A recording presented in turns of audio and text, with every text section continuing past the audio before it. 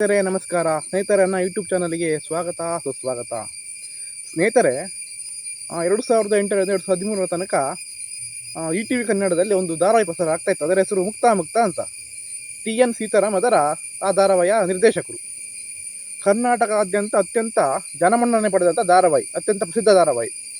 ಆ ಧಾರಾವಾಹಿಯಲ್ಲಿ ಕೆಲವೊಂದು ರಾಜ್ಯಕ್ಕೆ ಚಿತ್ರಣಗಳನ್ನು TN ಸೀತಾರಾಮ್ ಅವರು ಕಲ್ಪಿಸಿ ಬರ್ತಾ ಇದ್ರು.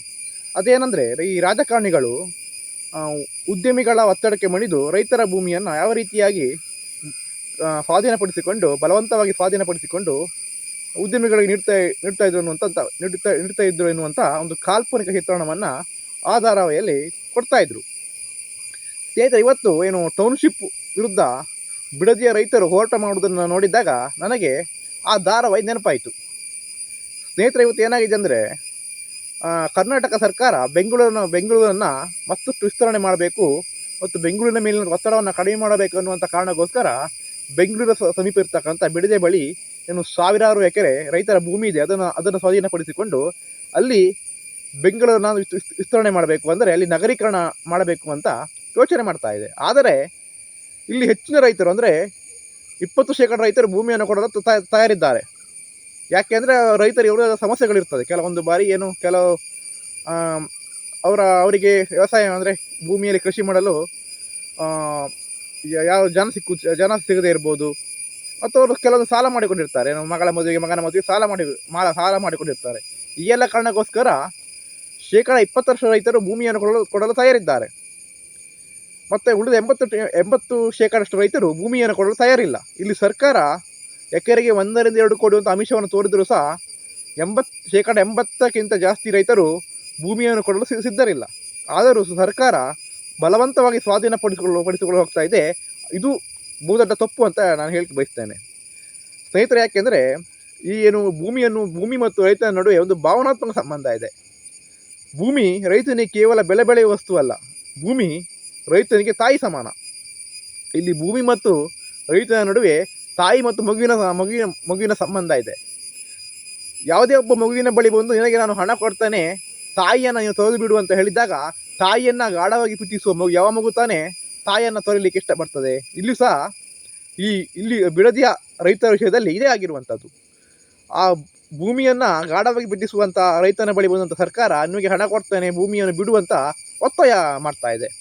ಇದಕ್ಕೆ ಸರ್ಕಾರ ಏನು ಹೇಳ್ತಿದೆ ಅಂದರೆ, ಬೆಂಗಳೂರಿನ ಮೇಲೆ ಒತ್ತಡ ಜಾಸ್ತಿ ಆಗಿದೆ, ಬೆಂಗಳೂರನ್ನ ಇನ್ನಷ್ಟು ವಿಸ್ತರಿಸುವುದು ಅನಿವಾರ್ಯವಾಗಿದೆ ಅಂತ. ಹೌದು, ಸರ್ಕಾರ ಹೇಳಿದ್ದು ನಿಜ. ಬೆಂಗಳೂರಿನ ಮೇಲೆ ಒತ್ತಡ ಜಾಸ್ತಿ ಆಗಿದೆ, ಬೆಂಗಳೂರನ್ನು ವಿಸ್ತರಿಸಲೇಬೇಕಾಗಿದೆ. ಬೆಂಗಳೂರನ್ನು ವಿಸ್ತರಿಸಿದ ಮೇಲೆ ಬೆಂಗಳೂರಿನ ಮೇಲೆ ಒತ್ತಡ ಕಡಿಮೆ ಆಗ್ತದೆ? ಇಲ್ಲ, ಬೆಂಗಳೂರನ್ನು ವಿಸ್ತರಣೆ ಮಾಡಿದರೂ ಸಹ ಬೆಂಗಳೂರಿನ ಮೇಲೆ ಒತ್ತಡ ಜಾಸ್ತಿ ಆಗುವುದು. ಮುಂದೆ ಈ ರೀತಿ ಮುಂದೆ ಸಹ ಬೆಂಗಳೂರನ್ನು ವಿಸ್ತರಣೆ ಮಾಡಬೇಕಾದ ಸಂದರ್ಭ ಒದಗಿ ಬರ್ಬೋದು.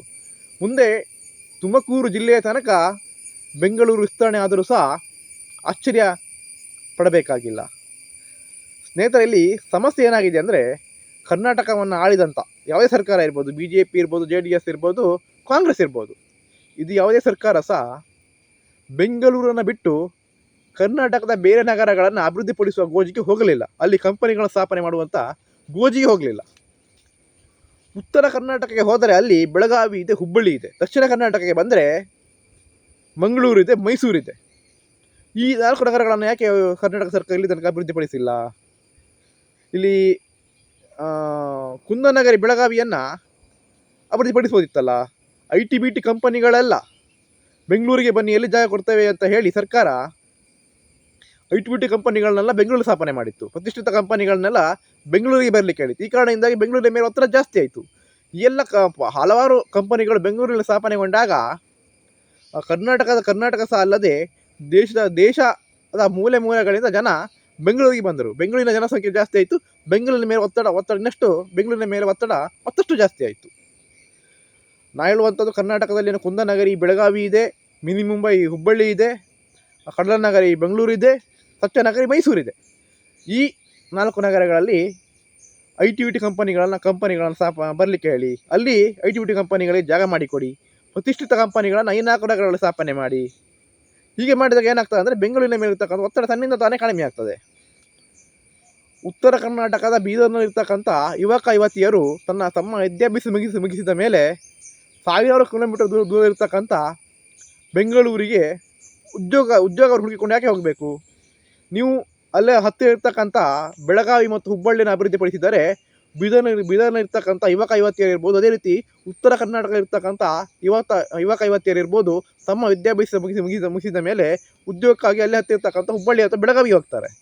ಅದೇ ರೀತಿ ದಕ್ಷಿಣ ಕರ್ನಾಟಕಕ್ಕೆ ಬಂದರೆ, ದಕ್ಷಿಣ ಕರ್ನಾಟಕದಲ್ಲಿ ಬೆಂಗಳೂರು ಮತ್ತು ಮೈಸೂರನ್ನು ಅಭಿವೃದ್ಧಿಪಡಿಸಿದರೆ ದಕ್ಷಿಣ ಕರ್ನಾಟಕದ ವಿದ್ಯಾವಂತ ಯುವತಿಯರು ಬೆಂಗಳೂರಿಗೆ ಹೋಗುವ ಬದಲು ಹಲವಾರು ಜನ ಮಂಗಳೂರಿಗೆ ಮತ್ತು ಮೈಸೂರಿಗೆ ಹೋಗ್ತಾರೆ.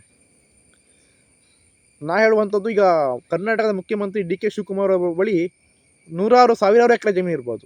ಅವರ ಜಮೀನನ್ನು ಎಷ್ಟು ಪ್ರೀತಿಸ್ತಾರೋ ಗೊತ್ತಿಲ್ಲ. ಅವರು ಪ್ರೀತಿಸುವ 10 ಪಟ್ಟು ಜಾಸ್ತಿ ಬಿಡದಿ ಬಳಿ ಇರ್ತಕ್ಕಂಥ ರೈತ ತನ್ನ ಭೂಮಿಯನ್ನು ಪ್ರೀತಿಸ್ತಾನೆ.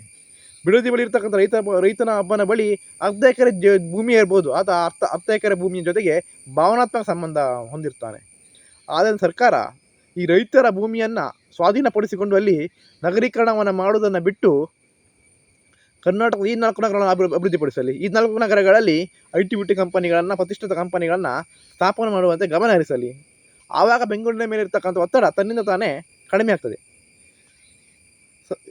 ಸ್ನೇಹಿತರೆ, ಇದು ಇವತ್ತು ಟೌನ್ಶಿಪ್ ವಿಷಯದ ಕುರಿತು ನನ್ನ ಅಭಿಪ್ರಾಯ ಆಗಿತ್ತು. ನಾ ಹೇಳುವಂಥದ್ದು ಇಷ್ಟೇ, ರೈತರಿಗೆ ವಿರುದ್ಧವಾಗಿ ಸರ್ಕಾರ ಯಾವುದೇ ಕಾರಣಕ್ಕೂ ನಡೆದುಕೊಳ್ಳಬಾರದು. ರೈತರ ಭೂಮಿಯನ್ನು ರೈತರ ವಿರೋಧ ಇದ್ದರೆ ಸ್ವಾಧೀನಪಡಿಸಿಕೊಳ್ಳಬಾರದು. ಅದರ ಬದಲು ಪರ್ಯಾಯವಾಗಿ ಈ 4 ನಗರಗಳು ಅಭಿವೃದ್ಧಿಪಡಿಸಿ ಅಂತ ನಾನು ಹೇಳಿಕ್ಕೆ ಬಯಸ್ತೇನೆ. ಸ್ನೇಹಿತರೆ, ಇದು ಇವತ್ತಿನ ಸಂಚಿಕೆ ಆಯಿತು. ನಿಮಗೆ ಈ ಸಂಚಿಕೆ ಇಷ್ಟವಾದಲ್ಲಿ ನನ್ನ ಯೂಟ್ಯೂಬ್ ಚಾನಲ್ ಲೈಕ್ ಮಾಡಿ ಮತ್ತು ಶೇರ್ ಮಾಡಿ ಅಂತ ಕೇಳಿಕೊಳ್ಳುತ್ತಾ ನನ್ನ ಮಾತನ್ನು ಮುಗಿಸ್ತೇನೆ. ಎಲ್ಲರಿಗೂ ನಮಸ್ಕಾರಗಳು.